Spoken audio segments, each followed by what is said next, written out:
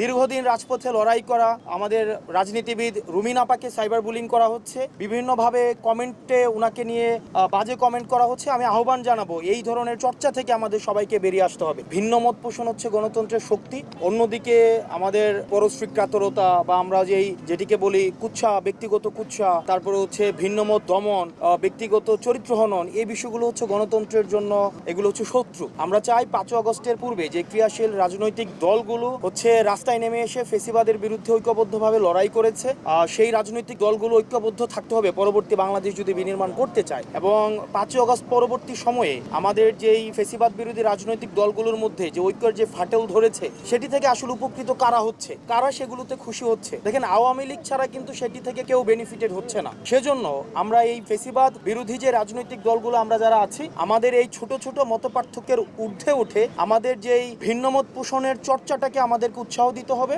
এবং আমি বাংলাদেশের সবগুলো ক্রিয়াশীল রাজনৈতিক দলকে আহ্বান জানাবো, বাংলাদেশের প্রশ্নে আমরা যেন ঐক্যবদ্ধ থাকি এবং আওয়ামী লীগকে যেন আমাদের এই বিভাজনকে আমাদের সুযোগ কাজে লাগাতে যেন আমরা কখনোই তাদেরকে স্পেস না দেই। 1 নম্বর বিষয়। 2 নম্বর বিষয়, আমি অনলাইনে দেখতে পাচ্ছি যে আমাদের দীর্ঘদিন রাজপথে লড়াই করা আমাদের রাজনীতিবিদ রুমিন আপাকে সাইবার বুলিং করা হচ্ছে, বিভিন্নভাবে কমেন্টে উনাকে নিয়ে বাজে কমেন্ট করা হচ্ছে। আমি আহ্বান জানাবো এই ধরনের চর্চা থেকে আমাদের সবাইকে বেরিয়ে আসতে হবে। কোনো ব্যক্তিগত রাজনৈতিক মতপার্থক্যের কারণে ব্যক্তিগত আক্রমণ করা, নারীকে নিয়ে কোনো ধরনের বাজে মন্তব্য করা, চরিত্র হনন করা, শুধুমাত্র মতপার্থক্যের কারণে এই সিলেক্টিভ ভাবে কাউকে হচ্ছে আক্রমণ করা, এগুলো থেকে আমাদের বেরিয়ে আসতে হবে। আমাদের মধ্যে মত পার্থক্য থাকবে, আমাদের ভিন্নমত থাকবে এবং সেগুলো গণতান্ত্রিক প্রক্রিয়ায় হবে এবং আমরা ফেসিবাদ বিরোধী রাজনৈতিক দলগুলো আমাদের এই ছোট ছোট পার্থক্য ভুলে গিয়ে আমরা একটা বেটার বাংলাদেশ আমরা গড়ে তুলব। এবং আমাদের এই জিনিসটাকে, আমাদের ঐক্যটাকে আমাদেরকে অবশ্যই ধরে রাখতে হবে, নতুবা হচ্ছে আমাদের জন্য আমাদের এই ভিন্নমতকে, আমাদের এই ছোট ছোট এই যে আমাদের মধ্যে ভিন্নমত তৈরি হচ্ছে, সেগুলোকে আওয়ামী লীগ পরবর্তীতে কাজে লাগে। নির্বাচনে আমরা অংশ নিব বা নিব না, এইসব বিষয়ে কোনো কথা তো আমরা বলি নাই। আমরা বলেছি, আমাদেরকে একটা বিষয় স্পষ্ট করছি, নির্বাচনের সময় নিয়ে একটা দ্বিধাদ্বন্দ্বর সৃষ্টি হয়েছে যে এনসিপিকে এভাবে ফ্রেম করা হয় যে আমরা নির্বাচন পিছাতে চাই। দেখেন, নির্বাচনের সময়টা আমাদের কাছে মুখ্য না। সেটা ফেব্রুয়ারিতে হতে পারে, সেটা প্রয়োজনে ডিসেম্বরে হতে পারে, সেটা প্রয়োজনে আরও এগিয়ে নিয়ে হতে পারে, আগামীকালও প্রয়োজনে হতে পারে, কোনো সমস্যা নেই।